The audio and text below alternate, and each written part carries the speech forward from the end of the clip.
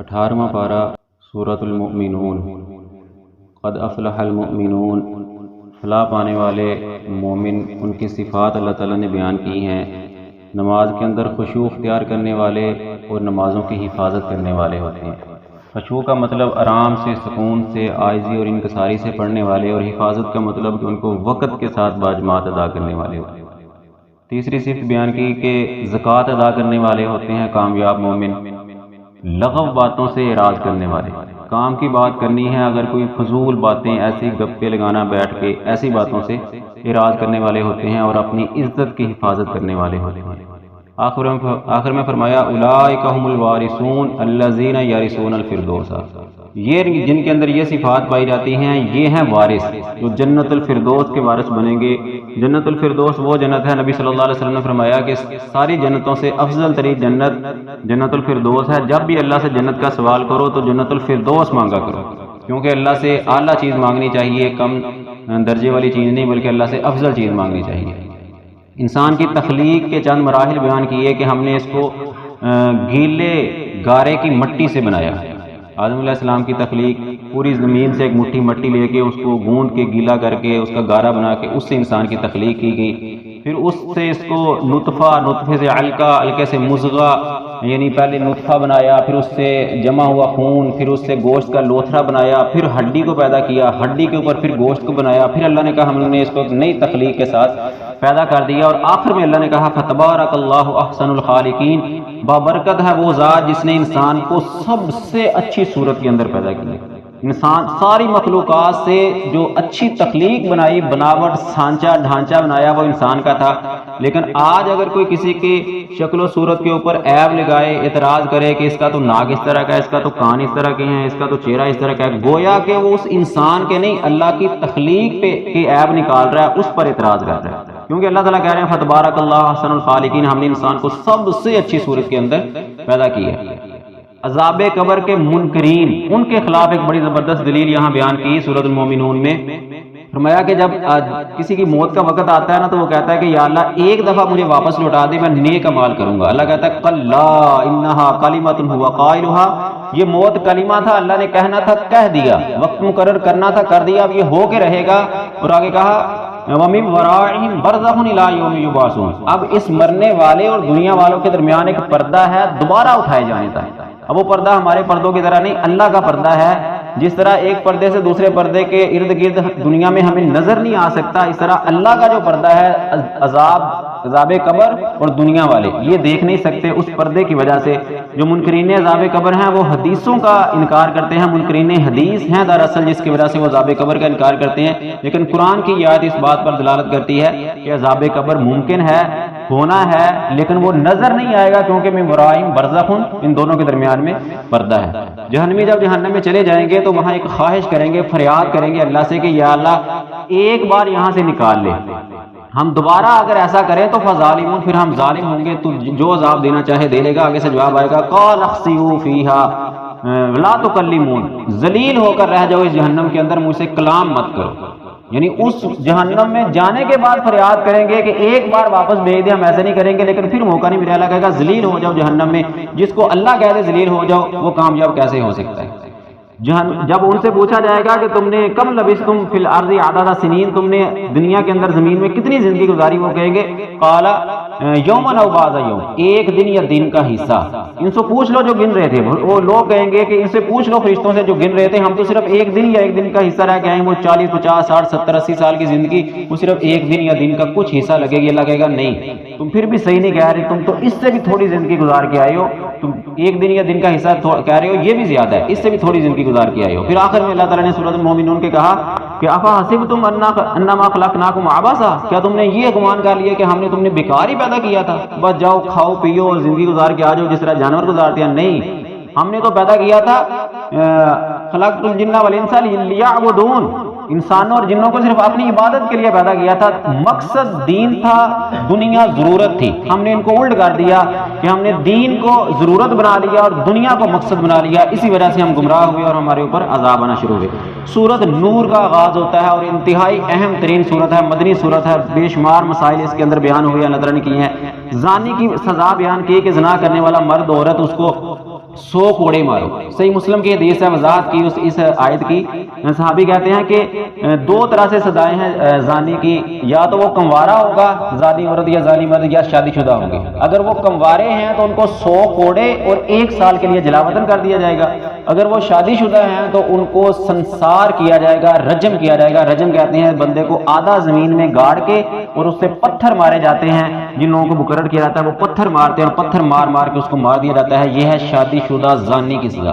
نافذ کر دو ملک کے اندر، ایک کو سنسار کرنا پڑے گا، ایک کوئی کوڑے لگیں گے، اس کے بعد نظام سیٹ ہو جائے گا۔ لیکن بدقسمتی ہماری یہ ہے کہ اسلامی ملک ہونے کے باوجود یہ سزائیں نافذ نہیں ہو سکی۔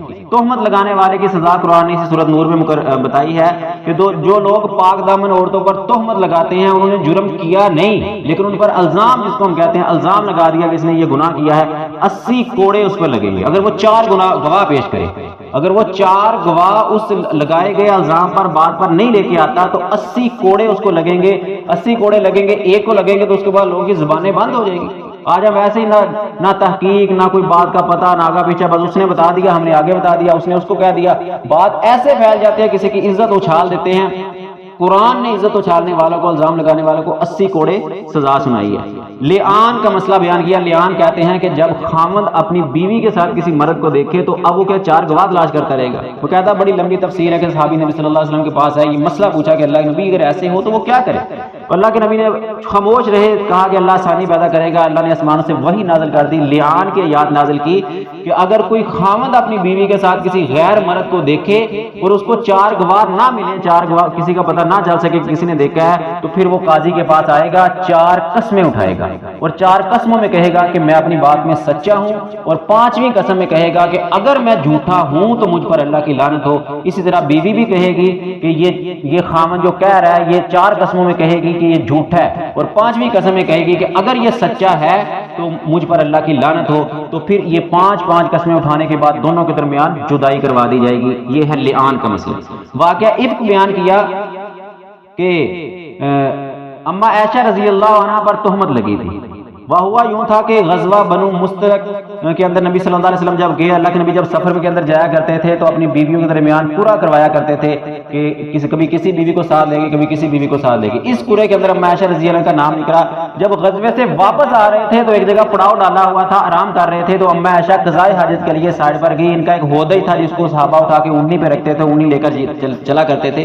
تو یہ قضائے حاجت کے لیے گئی ہوئی تھی تو پیچھے سے قافلہ چلا گیا، ہودج اٹھا کے انہوں نے اوپر رکھ دیا۔ ان دنوں میں کہتی ہیں کہ عورتیں ہلکی پھلکی کم جسامت والی ہوا کرتی تھی، ان کو پتہ نہیں چلا کہ اما عائشہ اس میں ہے یا نہیں۔ قافلہ چلا گیا، اما عائشہ واپس آئی، قافلہ نہیں تھا، وہ وہیں بیٹھ گئی کہ تلاش کرتے ہوئے واپس آئیں گے۔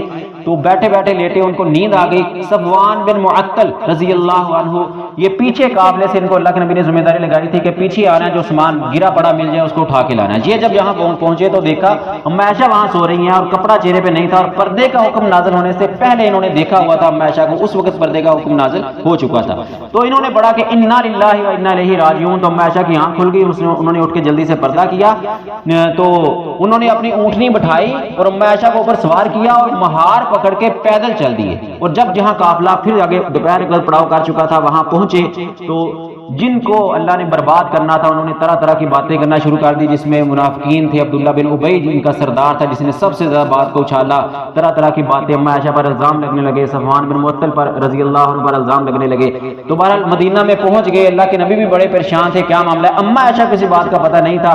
کافی دن گزر جانے کے بعد یہ باہر قضائے حاجت کے لیے نکلی تو ان کے ساتھ ایک اور خاتون تھی، تو ان کو جب پاؤں کا اٹکا وہ گری تو کہنے لگی، اس نے کہا کہ تباہ ہو جائے مستہ بھی صحابی تھے، کچھ صحابہ بھی اس کے اندر شامل ہوئے تھے، تو انہوں نے کہا تباہ ہو جائے مستہ۔ تو عائشہ کہنے لگی کہ مستہ کا کیا قصور ہے، وہ تو بدری صحابی ہیں۔ تو انہوں نے کہا کہ اب بھولی بھالی ہو رہا ہے، تجھے پتہ نہیں ہے تیرے بارے میں کیا ہوتا رہا۔ تو پھر جب ان کو پتہ چلا تو ان کو بخار ہو گیا، طبیعت خراب ہو گئی، اللہ کے نبی صلی اللہ علیہ وسلم سے اجازت مانگی، اپنے والدین کے گھر چلے گئی کہ مجھے جانے دے، وہ چلے گئی۔ تو 1 مہینے کے بعد اللہ تعالیٰ نے اما عائشہ رضی اللہ عنہ کی پاک دامنی کے اوپر قرآن کی 10 آیات نازل کی، اور اس کے اندر بڑی تفسیر بیان کی کہ جن لوگوں کو اللہ نے تباہ کرنا تھا تباہ کر دیا، جس میں منافقین کا مین کردار تھا۔ اللہ نے ان کے بارے میں کہا کہ ان الذین یحبون ان تشیع الفاحشۃ، وہ لوگ جو یہ پسند کرتے ہیں کہ فحاشی کو پھیلا دیں، فی الذین آمنوا، ان لوگوں میں جو ایمان لائے ہیں، ان لہم عذاب علیم فی الدنیا والآخرہ، ان کے لیے دنیا اور آخرت میں عذاب علیم۔ فحاشی کو پھیلانا یہ آج بھی ہمارے معاشرے میں اتنا عام ہو چکا ہے. سوشل میڈیا کا دور ہے، موبائل ہے، ہم ذرا اس میں کے اندر اختیار نہیں کرتے اپنا سٹیٹس لگانے میں، ویڈیو کو شیئر کرنے میں، گانا، موسیقی، جو بھی دل میں آتا ہے، فحاشی والی ویڈیو، بے حیائی والی ویڈیو، فنی کلپ، جس کو ہم فنی کلپ کہتے ہیں، یہ فنی کلپ نہیں ہے، یہ 2-3 منٹ کی فلم کا ٹکڑا ہوتا ہے، فلم بنائی ہوئی ہوتی ہے جس کے اندر جھوٹ بول کے ہنسایا جاتا ہے. 3 بار نبی صلی اللہ علیہ وسلم نے کہا ویل ویل ویل، ہلاکت ہو اس بندے کے لیے جو لوگوں کو ہنسانے کے لیے جھوٹ کریٹ کرتا ہے، جھوٹ گھڑتا ہے، پھر اس کو پھیلاتا ہے. قبر میں ہوں گے تو فرشتہ ایک ہتھوڑا اور مارے گا، یہ کس بات کا تھوڑا، یہ جو تو نے فنی کلپ سینڈ کیا تھا وہ فلاں دیکھ رہا ہے، فلاں دیکھ رہا ہے. جہاں تک تیرا وہ ایک سینڈ کیا ہوا، کلک کیا ہوا بٹن جہاں تک دنیا کے کونے کونے میں جائے گا، وہ تیرے نامہ اعمال میں گناہ لکھا جاتا رہے گا. یہ ہے ان الذین یحبون ان تشیع الفاحشہ، جو لوگ فحاشی کو پھیلانا چاہتے ہیں ان کے لیے دنیا اور آخرت کے اندر عذاب العلیم اللہ تعالیٰ نے وعید سنائی ہے. گھر کے اندر داخل ہونے کے آداب بیان کیے کہ جب کسی کے رہائش والے گھر کے اندر، اپنے گھروں کے علاوہ کسی کے گھر کے اندر داخل ہو، حتی تستأنسوا وتسلموا علی اہلھا، اجازت مانگو اور ان پر سلام کہو پھر داخل ہو. اگر اجازت نہ ملے تو واپس پلٹ آؤ. یہ قرآن کا قاعدہ ہے. ہم ناراض ہو جاتے ہیں کہ میں گیا تھا اجازت نہیں، حتیٰ کہ یہاں تک کہ کہا وَإِنْ قِيلَ لَكُمُ ارْجِعُوا، اگر تمہیں یہ کہا جائے کہ واپس چلے جاؤ، تم نے اجازت مانگی، دستک دی اور گھر سے آواز آئی بھی چلے جاؤ، اجازت نہیں آنے کی، تو اللہ نے کہا پلٹ جاؤ، فَهُوَ أَزْكَىٰ لَكُمْ، یہ تمہارے لیے بہترین ہے، تمہارے لیے زیادہ اچھا ہے. اس کی جدید مثال ہم کسی کو کال کرتے ہیں، فون کرتے ہیں، ایک بیل کی اس نے نہیں اٹھائی، دوسری کی اس نے نہیں اٹھائی، تیسری کی اس نے نہیں، چوتھی بیل کرنے کی اجازت نہیں ہے. حدیث میں نبی صلی اللہ علیہ وسلم فرمایا کہ 3 بار اجازت مانگو، اگر اجازت مل جائے تو ٹھیک ہے ورنہ واپس آ جاؤ. چوتھی بیل کی اجازت نہیں ہے، نہ جانے وہ واش روم میں ہو، نہ جانے وہ سویا ہوا ہو، نہ جانے اس کا موبائل چارجنگ پہ ہو، ہم خامخواہ غصہ کر کے بیٹھ جاتے ہیں. یہ قرآن نے کہا ہے کہ 3 بار اجازت مانگو، اجازت مل جائے تو ٹھیک ہے. اگر وہ کال اٹھا کے کہہ دے کہ میں بزی ہوں، کال مت کر، یا آگے سے کال کاٹ دے، تو پھر بھی قرآن کہہ رہا ہے وَهُوَ أَزْكَىٰ لَكُمْ، یہ تمہارے لیے اچھا ہے، تمہارے لیے پاکیزہ ہے. غصہ کرنے کی اس میں ضرورت نہیں ہے. ہاں یہ کہا کہ جو چھوٹے بچے اور غلام ہیں ان کو اجازت لینے کی ضرورت نہیں ہے، وہ بنا اجازت گھر کے اندر آ سکتے ہیں، لیکن 3 اوقات کے اندر چھوٹے بچوں کو بھی اجازت لینے کا حکم دیا. فجر سے پہلے، ظہر کے بعد جب انسان سو رہے ہوتے ہیں، قلولہ کر رہے ہوتے ہیں دوپہر کا ظہر کے بعد، اور تیسرا عشاء کی نماز کے بعد. اگر یہ چھوٹے بچے بھی کسی اپنے گھر کے علاوہ کسی گھر میں جانا چاہیں تو اجازت مانگ کر جائیں. اس کے علاوہ اگر جانا چاہیں چھوٹے بچے بنا اجازت کے جا سکتے ہیں، اور بڑوں کے لیے اجازت کا حکم ہے. اجازت کا مطلب آج کے پہلے دروازے نہیں ہوتے تھے، سلام لے کے پوچھا جاتا تھا، آج کل دروازے لگے ہیں، بیل لگی ہوئی ہے، بیل دیں، اگر اجازت مل جائے تو گھر میں داخل ہو ان کو سلام بولے. یہ طریقہ ہے گھر کے اندر جانے کا. پردے کا پہلے، اس سے پہلے مومن عورتوں اور مومن مردوں کی عزت کی حفاظت کا بہترین کلیہ اللہ نے نافذ ارشاد فرمایا، کہا قل للمؤمنین یغضوا من ابصارہم، مومنوں کو کہو کہ اپنی آنکھوں کو جھکا کے رکھیں. وقل للمؤمنات یغضضن من ابصارہن، اور مومن عورتوں کو بھی حکم دو کہ اپنی آنکھوں کو جھکا کے رکھیں. عجیب معاملہ ہے کہ دونوں کو عزت چاہیے لیکن آنکھیں دونوں کی نہیں جھکتی ہمارے معاشرے کے اندر. نہ مردوں کی آنکھیں بازار میں جا رہے ہیں تاڑ عورتوں کو دیکھ رہے ہوتے ہیں، ڈھونڈ کے تلاش کر کے دیکھ رہے ہوتے ہیں، اور چاہیے کیا عزت. اور اسی طرح عورتیں ہیں بازار میں جا رہی ہیں، دیکھ رہی ہیں مردوں کو، حالانکہ راستہ دیکھنے کی اجازت ہے، مردوں کو دیکھ رہی ہیں، عزت دونوں کو چاہیے. ذرا سا کسی کو کوئی مسئلہ بن جائے تو شور و غل شراپا شروع ہو جاتا ہے، آنکھیں نہیں جھکتی ہے. جس طرح عورتوں کو حکم ہے آنکھیں جھکانے کا، اسی طرح مردوں کو بھی حکم ہے کہ راستے میں چلتے ہوئے آنکھیں جھکا کے چلیں. یہی انسان کی عزت کی حفاظت کا باعث بنتی ہیں. وَلَا يُبْدِينَ زِينَتَهُنَّ، اپنی زینت کو عورتیں ظاہر مت کریں.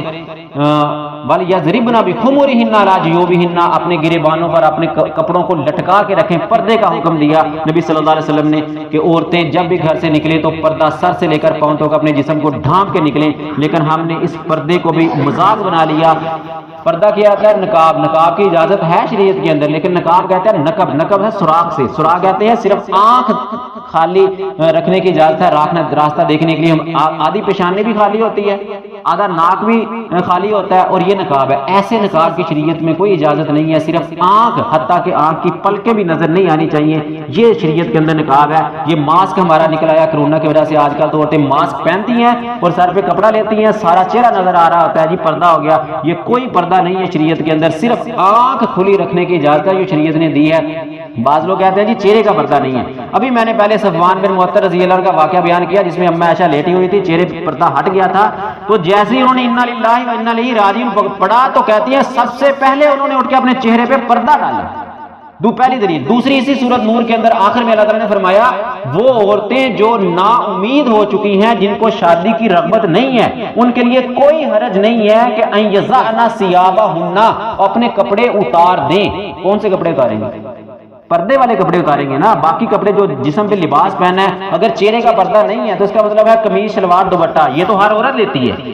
تو جن عورتوں کو کہا کہ اگر وہ بوڑھی ہو چکی ہیں، ان کو شادی کی رغبت نہیں رہی، تو ان یضعن ثیابہن، وہ اپنے کپڑے اتار دیں، تو وہ دوپٹہ قمیض شلوار تو اتار کے باہر نہیں آئیں گی نا۔ کون سے کپڑے اتاریں گی؟ چہرے کے پردے والے کپڑے اتاریں گی۔ تو یہ بھی زبردست دلیل ہے کہ اصل پردہ چہرے کا ہی پردہ ہے۔ اور ایسی عورتوں کے بارے میں کہا کہ لیکن شرط یہ ہے غیر متبرجات بزینتہن، اپنی زینت کو ظاہر کرنے والی نہ ہو۔ یہ نہیں ہے کہ بوڑھی ہو چکی ہوں، مجھے پردے کی شادی کی ضرورت نہیں ہے لہٰذا میں پردہ نہ کروں، سرخی میک اپ سارا کچھ لگا کے بازار جاؤ، ایسا کرنے کی اجازت نہیں ہے۔ ہاں اگر وہ پردہ نہیں کرنا چاہتی تو زیب و زینت بھی اختیار نہیں کرے گی۔ پھر اللہ نے کہا یعففن خیر لہن، لیکن اس کے باوجود اگر وہ پردہ کرے، بوڑھی ہونے کے باوجود اگر وہ چادر لے کے برقع پہن کے پردہ کر کے جاتی ہیں تو یہ ان کے لیے اور زیادہ پاک دامنی کا باعث ہے، اور زیادہ بہتر ہے۔ اور پردہ بھی سادگی کا نام ہے، بڑی چادر ہو، سادہ ہو، اس سے بھی پردہ کیا جا سکتا ہے۔ برقع ہو لیکن سادہ ہو۔ ہمارے معاشرے میں برقعے نکلے ہیں نقش و نگار والے، اوپر ستارے لگے ہوتے ہیں، وہ برقع پہنا ہوتا ہے، یا پھر برقع اس قدر ہوتا ہے کہ اتنا ٹائٹ ہوتا ہے کہ اس برقعے کو بھی برقعے کی ضرورت ہوتی ہے۔ یہ بھائیو پردہ نہیں ہے۔ کھلا برقع ہو اور سادہ برقع ہو، لشکاروں والا جس کے اوپر ستارے لگے ہوتے ہیں، دور سے چمک پڑتی ہے، نہ دیکھنے کے باوجود بھی لوگ دیکھنا شروع کرتے ہیں کہ ادھر سے لشکارہ کس چیز کا پڑا ہے۔ یہ پردہ نہیں ہے۔ سادہ ہو اور کھلا برقع ہو، سادی چادر ہو اور بڑی چادر ہو، اس سے پردہ کیا جاتا ہے جو شریعت محمدیہ نے ہمیں سکھایا ہے، کیونکہ نبی صلی اللہ علیہ وسلم نے فرمایا کہ الحیاء من الایمان، حیا ایمان میں سے ہے۔ اگر حیا ہے تو ایمان ہے، حیا نہیں ہے تو بندے کا ایمان کمزور ہوتا ہے۔ اللہ تعالیٰ حق بات کو سمجھ کے قرآن پر عمل کرنے کی توفیق عطا فرمائے۔ وما علیہ الا البلاغ۔